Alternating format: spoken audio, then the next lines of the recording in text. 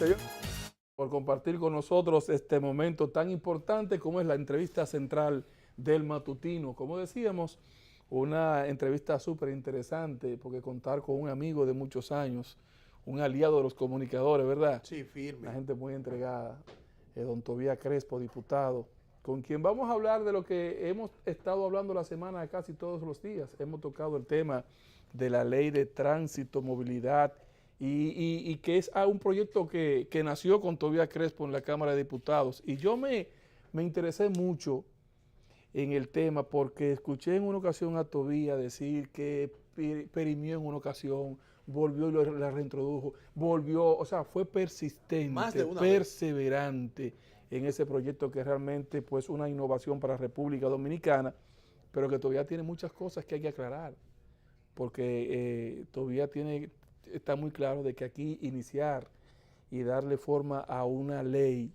no es fácil en República Dominicana. Tobías, buenos días. Buenos días, gracias por invitarnos a este programa de primera hora del Telematutino, deseándole éxito en este proyecto que No, yo ya sé tú que lo estás van a aquí, ya tener. contigo es el éxito. Bueno, Comienza. iniciamos entonces y saludando también los televidentes de este espacio que yo sé que van a respaldar también a ustedes. Nada, en el caso particular nuestro, pues siempre dispuesto a responder las preguntas, las inquietudes y estar disponible para lo que ustedes entiendan que podamos compartir, socializar y orientar. Desde tu punto de vista, Tobías, ¿qué tiempo tú estimas que se podrá tomar en República Dominicana que la ley entre realmente con todas sus aristas en funcionamiento? Mira, esa ley, siendo honesto, debió ser, un mecanismo como este debió ser aprobado hace 20 años. Nosotros teníamos una falencia de alrededor de 20 años. Recuerda que yo empecé, o quiero recordar que yo empecé la ley en el año 2005, un año después de ser designado director general de Tránsito Terrestre, que duramos 6 años en el Ministerio de Obras Públicas. Lo sometí en la Cámara de Diputados una vez electo, porque no era congresista en ese momento, el 17 de agosto del 2011. Y como muy bien tú decías ahí, Santiago, perimió 5 veces. 5 veces tuvimos que reintroducirlo porque los proyectos de ley después de 2 legislaturas, si no son aprobados, pues hay que reintroducirlo. Pero perimió porque también la comisión que yo presido actualmente, la Comisión Permanente de Obras Públicas de la Cámara de Diputados y Comunicación Vial, entendió que, al igual que los senadores, que era un proyecto país y que había que darle la verdadera responsabilidad y seriedad en su manejo, en su estudio, en su análisis. Y finalmente produjimos ese resultado promulgado el 21 de febrero de este año y aprobado con la mayoría de todos los partidos. Es decir, por esa ley votó los legisladores del PRM, los legisladores del PRD, del Partido Reformista, de los minoritarios y de mi Partido de la Liberación Dominicana, lo que te indica que es una ley país. Es una ley donde todo el mundo, no solamente los legisladores, sino ha entendido que es importante. Y tú lo decías, que han hablado durante toda esta semana, porque la movilidad, el transporte terrestre, el tránsito y la seguridad vial impacta de manera favorable o negativa en la economía, en la parte social y en la parte de salud en la República Dominicana y en todos los países. Entonces sus actividades desprenden un vínculo de calidad de vida hacia la gente. En ese sentido, luego de ser promulgada, yo he estado recorriendo el país porque los legisladores han estado planteando escenario de socializarlo, que es importante y que le toca también a la municipalidad y al Intran dar a conocer esta ley de 360 artículos y 32 reglamentos a todos los ciudadanos, porque aunque el Código Civil dice que las leyes se reputan conocidas 24 horas en el Distrito Nacional y 48 en todo el país, uno de los grandes retos es precisamente que la gente sepa que esa ley tiene dentro de sus grandes retos y desafíos una nueva cultura ciudadana. Y una nueva cultura ciudadana solamente se logra, por un lado, concientizando, educando, capacitando, formando, y por otro lado, con el régimen sancionador. Es decir, el tema de que ya el Congreso cumplió, presentamos una iniciativa, y ya entro a darle respuesta a tu pregunta, va a depender en la aplicación plena de que se mantenga, y yo creo que así va a ser, la voluntad política que definió la promulgación, y no solamente la promulgación, la designación, no solamente de la directora ejecutiva del Intran, sino de todos los funcionarios, y a la vez el plan de movilidad que se tiene, el Plan Nacional de Seguridad Vial, que implica a los ayuntamientos y las empresas también, porque hay una gran cantidad de choferes, de conductores que tienen accidentes en el trabajo y se convierte en un accidente laboral. En ese sentido, si se mantiene esa voluntad política, la aplicación de recursos, porque es importante entender que como esta ley eliminó 5 instituciones, Sí. eliminó la DGTTT, la OTTT, el FONDET, el CAR y la Caja de Jubilación y Pensión de los Choferes, toda esa empleomanía, todas las bases de datos, todas las propiedades, los recursos y los presupuestos que tenían esa institución al designar al Intran, ya habían agotado la mayoría de sus recursos, lo que implica que una gran parte, entiendo yo, de las políticas públicas se van a ver y a mostrar a partir del próximo año, porque en el 2017 entendemos que fue un año de transición. Ahora, la pregunta de cuándo se verá, aplicándola realmente con la voluntad política, recursos presupuestarios, la formación de los agentes del sector, los operadores, los empleados, los profesionales del sector. Hay que capacitar a mucha gente en movilidad, en transporte, en seguridad vial, en tránsito, que una gran parte de dominicanos ha ido fuera del país a prepararse en esa área, pero al haber tantas instituciones dispersas, no se habían unificado los recursos hacia una directriz única. Ya tenemos una cabeza. En ese sentido, yo creo que la formación es importante y a la vez el uso de las TICs, de las tecnologías de información y comunicación hacia el sector, va a producir, entiendo yo, con la experiencia humildemente que tengo, de que posiblemente en 4, 5, 7 años completamente la ley pueda ser aplicada. Y cuando te digo completa es porque la misma ley tiene gradualidad y tiene progresividad. Es decir, al ser una ley integral, holística, que transversalmente impacta muchos sectores y de que nosotros nos dimos el tiempo suficiente de escuchar a todo el mundo, a todo el país, muchos intereses de por medio tuvimos que lidiar.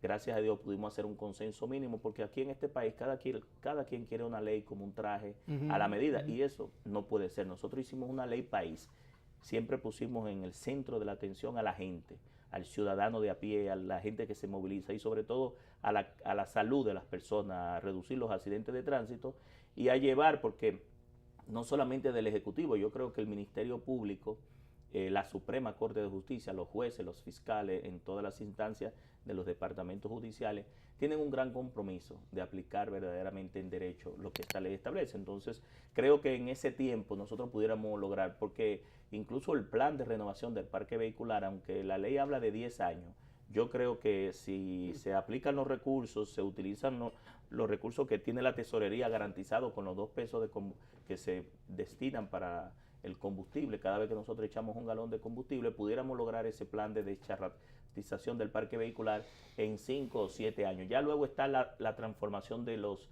sindicatos, de las federaciones y las cooperativas, que la ley obliga a que sean empresas. Yo creo que más del 80%, porque conozco y me manejo con todos los días, de los transportistas ya han logrado formalizarse en empresas, porque la ley establece que para dar una licencia de operación, el Intran o los ayuntamientos, cuando la ruta es municipal, urbana, nunca deben dársela a un sindicato, una federación, una asociación, sino a una empresa. ¿Por qué? Porque es un servicio público, pero que lo da un prestador privado. Tienen que tener responsabilidad civil y penal sobre las personas y las mercancías transportadas, y a la vez tienen que pagar impuestos, sobre todo impuestos que lleven a que los choferes, que son los grandes sacrificados de todo este entramado, sobre todo en el transporte, tengan garantizado a futuro, en un plazo prudente, entiendo yo, seguridad social. Nosotros debemos garantizar que después de 30, 40 años que esta gente humilde que ha estado trabajando se levanta muy temprano a las 4 de la mañana, cuando se pensionen, cuando llegue la edad de pensión, tenga una pensión digna, que no la tenían, y la ley apuesta a eso, pero también que tengan seguro familiar de salud, es decir, que sus esposas, sus hijos y él mismo tengan garantizado la salud cuando tengan cualquier problema de médico. Es decir, que esas son aspiraciones. La ley tiene un componente muy social también para los agentes del sector, porque busca precisamente, después de muchas leyes que se habían aprobado, tantas instituciones, nosotros tenemos una constitución nueva, códigos nuevos, leyes nuevas, una nueva realidad jurídica, y por ende nosotros debemos lograr que esos ciudadanos, tanto los choferes tengan seguridad social, pero también que garanticen algo importante. Cuando tú te desprendes de tu bolsillo de un dinero para pagarlo para el servicio de transporte, tienen que dártelo con calidad, es decir, a precio justo, vehículos en buen estado, choferes certificados, garantía de que el pasajero, el usuario, va a llegar seguro del origen al destino, que haya frecuencia e itinerario, es decir, que tú no tengas que estar esperando un vehículo 1 hora, 2 horas, cuando ya tú llegas a las 9 de la noche, a las 10 a tu casa cansado, después de esperar tanto tiempo con tapones, lo más que tú quieres es acostarte para trabajar al otro día. Es decir, mira cómo todas estas actividades desprenden temas de calidad de vida. Mira, diputado, nosotros le hemos dado mucho seguimiento y usted está consciente de eso. En el caso particular, mire, esta nueva ley, que de hecho hacía falta en el país, pero tiene también muchas complicaciones para la población. La ley habla de que, creo que en el artículo 349, de que su entrada después de su promulgación era inmediata, según la propia ley. Lo otro es que las alcaldías que tienen una corresponsabilidad directa con el Intran no están preparadas ninguna para los fines que se establecen. El Ministerio Público, que debe de tener, según esa misma ley, en cada municipio cabecera debe haber el Departamento de Tránsito Jurídico del Ministerio Público, que es donde se van a conocer las multas. Tampoco eso existe. Se habla de una campaña que establece también uno de los artículos de esa nueva ley, que ya debió haber comenzado, porque al fin y al cabo quienes van a aplicar la ley no es la DGCET, se la van a aplicar a la población. Entonces, tampoco eso se ha hecho. Ni la transformación de AME a DGCET, tampoco se ha hecho. Y se está a la espera del reglamento, que ya pasó el tiempo que la misma ley establece 6 meses después. ¿Cómo usted ve toda esa situación? Mira, lo que pasa es que al tú tener como principal reto y desafío la unificación de tantas instituciones, uno de los grandes retos era precisamente esa, cómo lograr esa reforma institucional que diera el traste con una directriz, con apuntar a una sola cabeza, que era, a partir de ahí se desprendían estructuralmente todos los problemas del sector.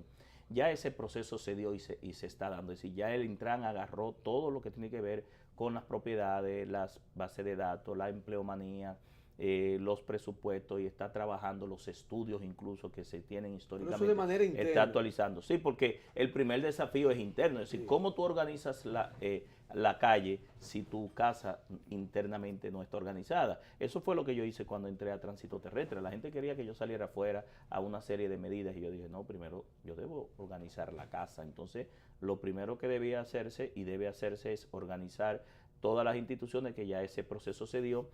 El tema del involucramiento de las alcaldías debe venir obligatoriamente. Yo creo que el Intran debe trabajar con que cada uno de los 158 ayuntamientos, y tal vez sería un objetivo haciendo, y tal vez un objetivo muy a largo plazo. No, yo creo que sí, hay algunos, porque he estado trabajando.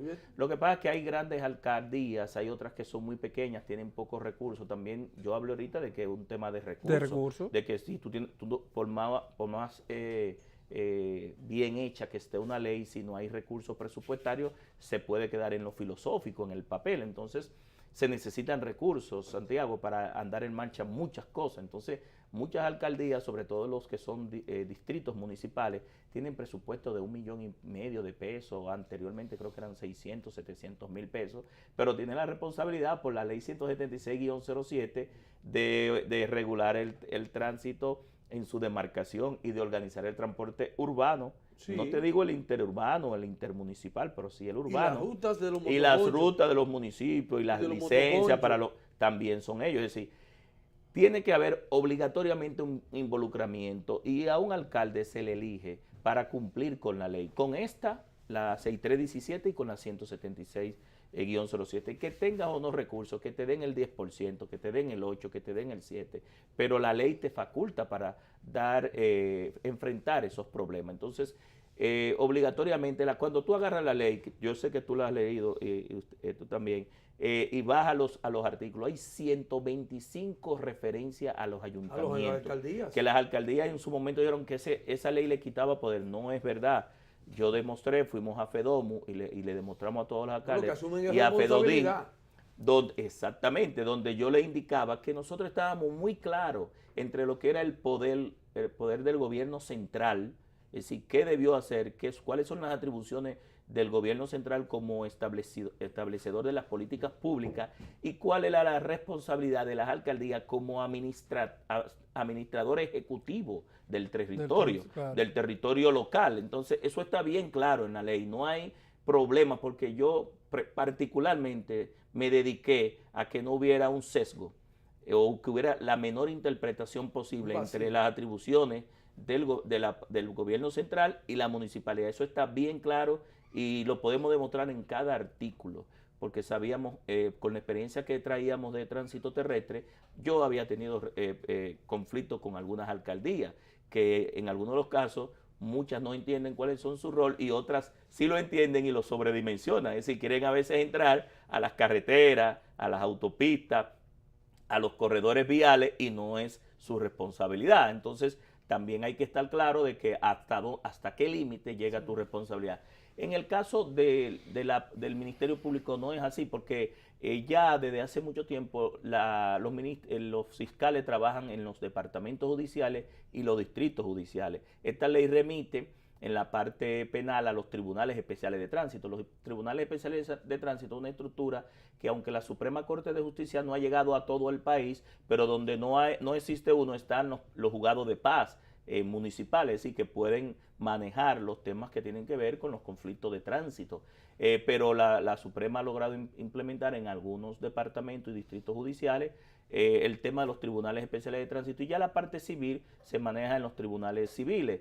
Ya sí entra un nuevo tema que sí la ley obliga desde el punto de vista de los fiscales y los jueces, que es el régimen administrativo. ¿Qué pasa?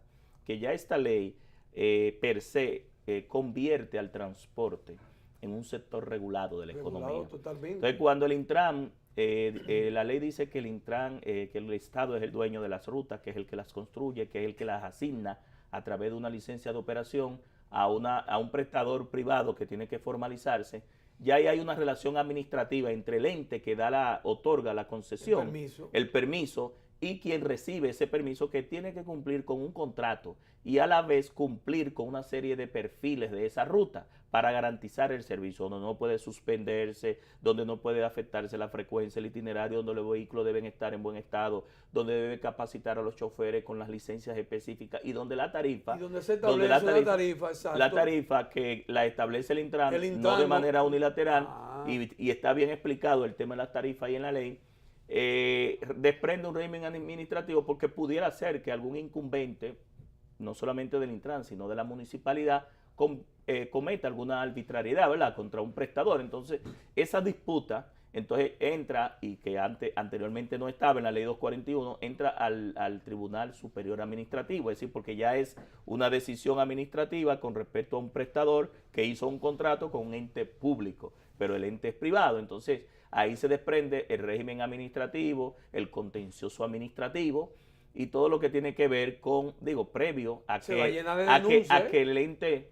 Bueno, pero es que no hay sectores sin conflicto, es decir, en cualquier actividad humana, para eso están las leyes, es decir, las leyes son un mecanismo para, en una sociedad en convivencia, cuando hayan problemas de ponerse de acuerdo, donde hayan conflictos, entra la ley. Es lo que se define entre el ser y el deber ser. Nosotros los legisladores planificamos y diseñamos el deber ser, pero como entre el deber ser y el ser hay una diferencia, ahí entra la parte jurídica, es decir, entra la justicia para hacer cumplir. Todavía, tú sabes que mirándote hablar, me doy cuenta que esta ley es como un hijo tuyo.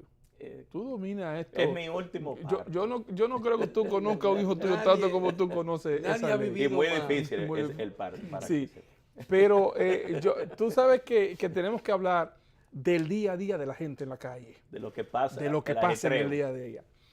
Y no sé, me gustaría que tú me expliques, y le expliques a los televidentes, qué papel juega la ley con el tema de la forma como se manejan los conductores de tránsito urbano en las calles. Los guagüeros se paran medio a medio, hacen su desorden, ellos no tienen que ver con el que viene detrás, ellos se atraviesan, ellos se tiran de la guagua, cogen un pasajero, lo dejan donde quiera, lo montan donde quiera. No hay un control de parada para que la gente se monte ahí. No me refiero al caso de la onza, me refiero al caso de los guagüeros. Que también pasa. Pero también, ¿qué vamos a hacer con el caso de estos vehículos que le ponen 4 tubos de gomas, que la puerta hay que agarrarla con una varilla o el pasajero tiene que agarrar la puerta cuando se monta y que no se puede hacer nada porque son padres de familia? Mira, son padres de familia, pero están arriesgando la vida del que está en la calle. Mira por qué pasaba todo esto. Todo esto pasaba y la gente también se quejaba y decía, pero los AME nada más me regulan a mí. La ley habla de la medida de 3 meses después de la conformación del Intran. Creo que ahora es que pero eso se está trabajando. El tiempo vencido para todo, La conversión. Los reglamentos son 6 meses. Los reglamentos se está trabajando 6 meses y 1 año. Sí. Pero respondiendo sobre la pregunta, ¿por qué se daba todo eso? Por lo relativo a que no había una ley de transporte. En el país, esta es la primera ley de transporte terrestre. Todo lo que se había desenvuelto en el sector era por uso y costumbre, lo que en derecho le llaman el derecho consuetudinario, lo que significa que no había un mecanismo para que los agentes regularan y sancionaran el transporte. Era muy limitado lo que la ley 241 hablaba sobre el tema de la regulación del transporte público, de pasajeros, de carga y sobre todo transporte de taxi, transporte escolar, transporte turístico. Entonces ya esta ley viene a desarrollar todo el tema. El capítulo más largo de la ley es el de transporte terrestre. ¿Y por qué es más largo?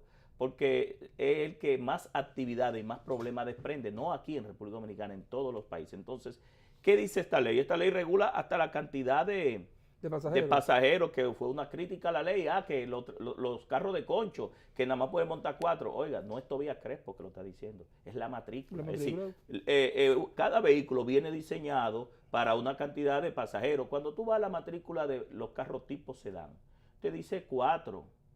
Si te dice 5 personas, el conductor, 1 al lado y 3 detrás. Eso no lo digo yo, lo dice la matrícula. Cuando tú vas a la matrícula de una motocicleta, dice 2 y anteriormente era 1. La motocicleta nada más venía para una sola persona. Entonces no es Tobías Crespo que lo dice, fue quien diseñó ese medio de transporte. Cuando tú vas, por ejemplo, a una guagua de esas gusanos, de la onza, como le llaman, biarticulada, la matrícula te dice 1, 45, 75. El conductor 45 sentado y 75 parado. Cuando tú vas a un vagón del metro, te dice cuántas personas van sentadas y cuántas paradas. Cuando tú te montas en un semáforo, el pita, un semáforo no, un elevador, un ascensor. Cuando tú le sometes la capacidad por encima de lo que tienes, no solamente que pita, es que no se mueve, porque está diseñado para eso, por seguridad. Porque cuando tú pones más cantidad de personas de la que está permitida diseñar un vehículo, no estás garantizando la seguridad vial. Entonces, el tema eso es un solo tema, te estoy hablando, pero el tema de tú abordar un vehículo en la parada y de que el conductor y el pasajero tome el vehículo en cualquier sitio, está abordado en esta ley, sancionado y regulado, las condiciones del vehículo, la tablilla, la tarifa, cómo debes tratar al usuario, al pasajero. Es decir, hay un tema de derecho del usuario que no estaba en ninguna ley y ya nosotros tenemos a Procompetencia y a Proconsumidor, ¿verdad?, que debe respetar los derechos de los usuarios. Por eso decía que ya la ley pasa a ser un sector regulado de la economía. Pero también si nos vamos al tema de la ruta, la misma ley establece que tú no puedes suspender el servicio por una huelga patronal. Un tapón en pleno elevado. Que no puedes dejar el vehículo donde quiera que tú seas. Cuando vas a una parada tienes un tiempo mínimo para recoger y no quedarte parado en una parada. Hasta que llenes. Aquí hay vehículos, por ejemplo, tú vas a la Churchill y ahí hay una ruta que desde aquí hasta allá abajo tiene 40 vehículos aquí abajo y 40 arriba. Eso te dice que aquí hay un problema fuerte de oferta y demanda. Es decir, se va a acabar también el enganchado en la puerta porque está llena la guagua. Es que la cantidad de pasajeros debe estar adecuado es decir, al pasajero, al Eso se usuario, llama hay que seguridad tratarlo vial. dignamente, porque si una persona, y en el caso de República Dominicana, que lamentablemente los dominicanos a pie, los que tienen salarios menores de 10,000 pesos, gastan para transportarse de su casa al trabajo y del trabajo a la casa de un 21, un 25, un 30% de sus ingresos, donde en otros países un 6%. Entonces un transporte caótico, mal servido, lento, sin garantía.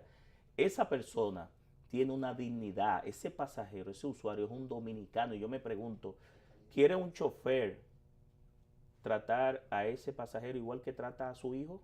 ¿Tú le darías a tu hijo el trato indigno que le das a un pasajero, a un usuario? Como muchos dicen, péguese, como anoche. O por ejemplo, que hacen las adaptaciones para poner a los pasajeros como si fueran sardinas. Pero, Todas esas prácticas, oye, todas esas prácticas deben ir desapareciendo. ¿Y por qué deben ir desapareciendo? Porque hay que poner en el centro de las decisiones del transporte, ¿a quién?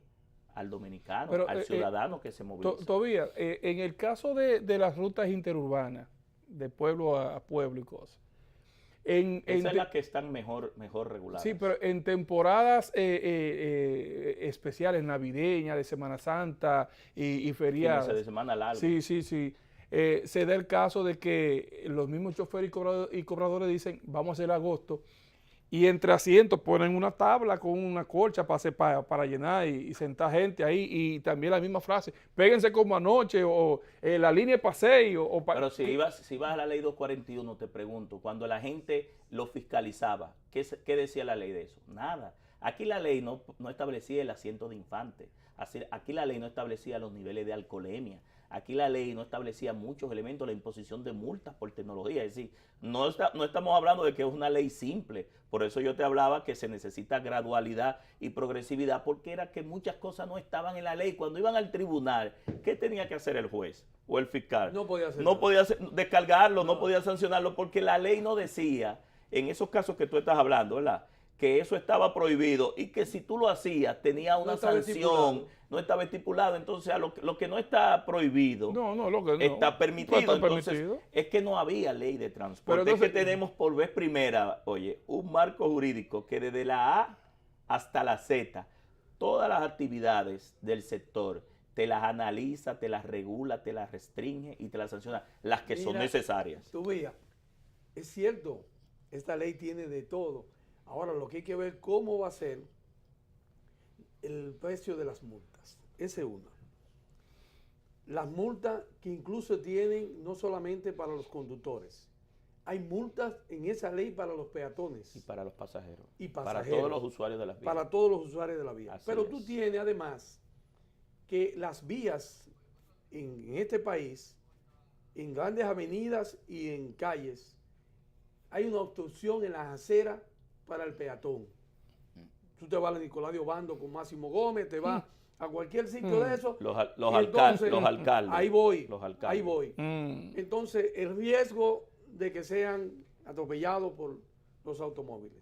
La forma de coger el pasajero, que es una violación, porque como consecuencia de la ocupación de las aceras, de esas tiendas, padre de familia. Entonces, ¿cómo va a aplicarse eso? Padre de familia. ¿Qué están haciendo las alcaldías? Porque ya la ley existe. Entonces se supone que ya las alcaldías deberían estar funcionando en eso.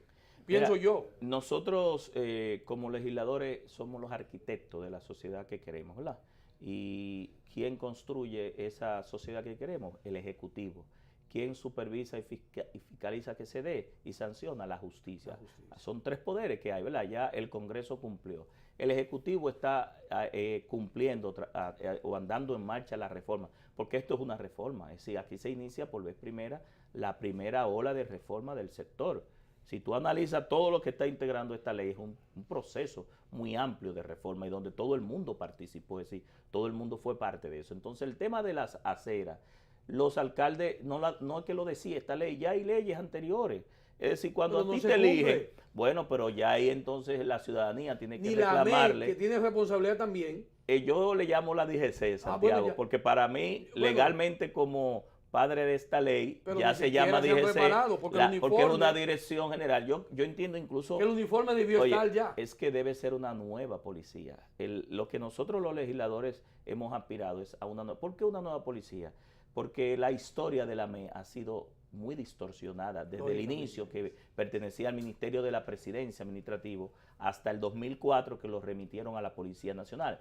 Ya esta ley agarra el toro por los cuernos, le da las atribuciones, las competencias, los roles, pero también sus limitaciones, porque hay un peso y un contrapeso de la autoridad. Entonces, y además que estamos en un Estado social, democrático y de derechos, donde los ciudadanos hay que respetarle también su dignidad y sus derechos. Entonces, esta ley apuesta a que haya una nueva policía de tráfico, y cuando hablo una nueva, no es solamente uniforme, el color, de que tengan en la mano una guantilla blanca, de la ley, sino precisamente el conocimiento, porque la misma ley dice que cuando una gente te para, tiene que decirte el artículo específico que tú estás violando y la sanción que establece. Quiere decir que él se tiene que saber la ley igual o mayor que el ciudadano, pero a la vez también el protocolo de abordaje al ciudadano. Es decir, nosotros con esta ley queremos evitar estos conflictos que hay de que los ciudadanos, bueno, nosotros nos encargaremos, porque es también función de los legisladores, de fiscalizar. Es decir,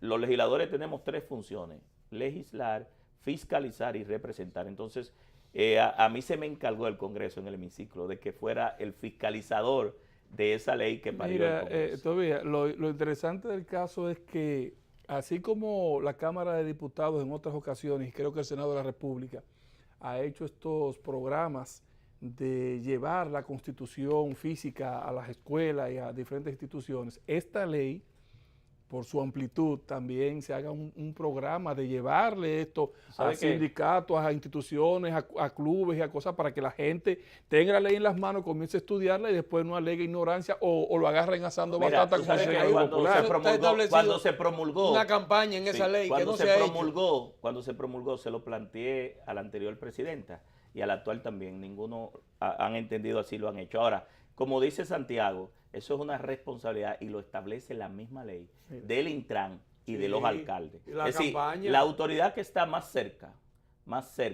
del ciudadano, a la población, es la alcaldía. Y el Intran como establecedor. Y está muy bien definido en la ley. Ahora, que el Congreso, dentro de sus funciones de socialización de las leyes modernas, transformadoras, tenga la responsabilidad, es aplaudible, y también tiene que dar el ejemplo. Incluso yo creo que es el mismo Congreso, la Cámara de Diputados, que debe capacitar a sus choferes, inspeccionar los vehículos, que tengan licencia. Sí, porque el Congreso es el primer poder del Estado. Si de ahí salen las leyes, debe dar el ejemplo. Mira, Tobías, nosotros vamos a dejarte las puertas del programa. Lógico. Yo no sé si las puertas o el estudio o las cámaras. Completo, porque... Para que más adelante volvamos a seguir hablando de esta interesante ley, porque el tiempo en televisión es un criminal, ese no perdona.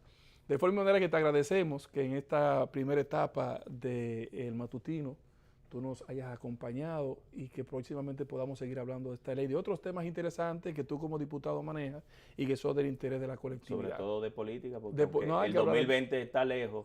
Yo creo que lo que más llega es una campaña electoral más rápida. Y esperamos también tener aquí a tu hermano. Manuel Crespo, con relevo democrático. Hay la reelección. Bueno, entonces, señores, agradecerle a todos ustedes que hayan permitido compartir estos minutos con Tobías y con el programa y todos nosotros. El próximo lunes a las 6 de la mañana estaremos en otra entrega más de El Matutino Primera Hora por Teleimpacto, Canal 22 y 52 para toda la República Dominicana.